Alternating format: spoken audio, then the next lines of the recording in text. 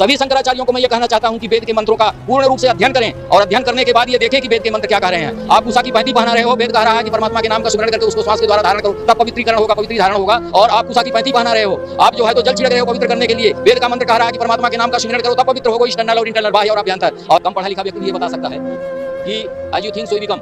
Science की theory है, विज्ञान की ये थ्योरी है कि आप जैसा चिंतन करेंगे वैसा ही हो जाएंगे। As you think so you become. उसी को शास्त्र कहता है कि जहां आशा तहां भाषा हुई। मृत्यु काल के समय में, मरते समय, अंतिम श्वास में आपकी जहां पर आशा जाएगी वही आप बनेंगे। श्रीमद् भागवत महापुराण में एक कथा है जड़ भरत की। जड़ भरत मृग पाले थे, मरते समय उनको मृग याद आ गई तो दूसरे जन्म में वो मृग हो गए।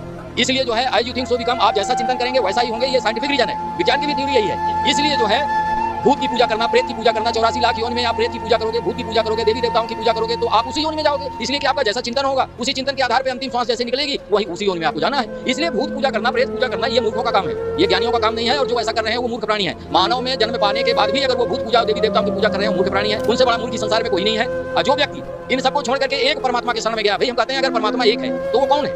परमात्मा तो एक ही है, दो तो नहीं है, तीन नहीं है, चार नहीं है, पांच नहीं है, परमात्मा तो एक ही है। तो जब परमात्मा एक है तो फिर ये 25 परमात्मा कहां से आए? शंकर जी का विवाह हुआ तब गणेश की पूजा की गई। रामचरितमानस के बालकांड में दोहा है कि मुनि अनुशासन गणपति पूजो शंभु भगवानी।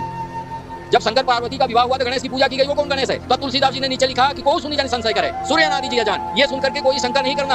अनादि गणेश की पूजा हुई थी, पहले अनादि गणेश की पूजा होती थी। अब आज की माता पार्वती पिता महादेवा की पूजा होती है। पहले शंकर जी का जब विवाह हुआ तभी अनादि गणेश की पूजा हुई। उस अनादि गणेश की पूजा देवी देवता भी करते। हम उस अनादि गणेश को छोड़ करके इन देवी देवताओं को, भूतों को, पितरों को, इनको पूजेंगे तो हमसे बड़ा मूर्ख इस संसार में कौन है?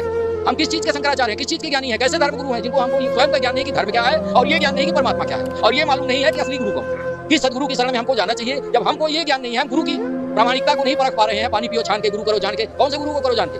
तुम्हारे जैसे मूर्ख गुरुओं को चंदन लपेट करके घूम रहे हो, मूर्ख बना रहे हो समाज को।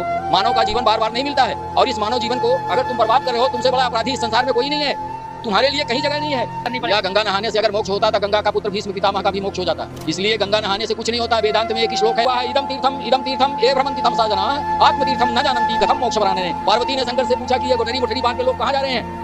तो शंकर जी ने कहा ये तामसी लोग हैं, ये भ्रमित होकर के भ्रमण कर रहे हैं, भटक रहे हैं। इदम तीर्थम ये भ्रमन्ति तमसा जना आत्मतीर्थम न जानन्ति कथम मोक्ष प्राणिने। प्राणिने, जब तक आत्मा रूपी मोक्ष तीर्थ का इनको ज्ञान नहीं होगा तब तक इनका मोक्ष कैसे हो सकता है? तो जब तुम्हारा बाप शंकर जी ऐसी भाषा बोल रहे हैं तब तुम कौन से तीर्थ में जाने की बात कर रहे हो, कौन से कुंभ की बात कर रहे हो, कौन से तीर्थाटन में जाने की बात कर रहे हो? तीर्थ का अर्थ होता है तीर माने किनारा, था माने भवसागर। जहां जाने के बाद मनुष्य को भवसागर से पार उतर जाए, मनुष्य को भवसागर पार करने का मौका मिल जाए, उसको तीर्थ कहते हैं। श्रीमद् देवी भागवत महापुराण में लिखा है कि शुद्ध चित्त तीर्थ से बड़ा कोई नदी या जलाशय तीर्थ नहीं हो सकता। और वही वेदांत भी कह रहा है। अब लिखा सब कुछ है वेदांतों में, सदगुरु आकर के चिल्ला के हल्ला करके बता रहे हैं। अब तुमको मान बढ़ाई और पांव छुआने की आदत पड़ गई है, गुरु कहलाने की आदत पड़ गई है, गुरु बनने की आदत पड़ गई है, मीठा मीठा भोजन करने की आदत पड़ गई है, फ्री का माल खाने की आदत पड़ गई है, फ्री का तो तुमसे नहीं छोड़ा जा रहा है, तुमसे नहीं छोड़ा जा रहा है तो तुम सही को गलत बता रहे हो और तुम स्वयं गलत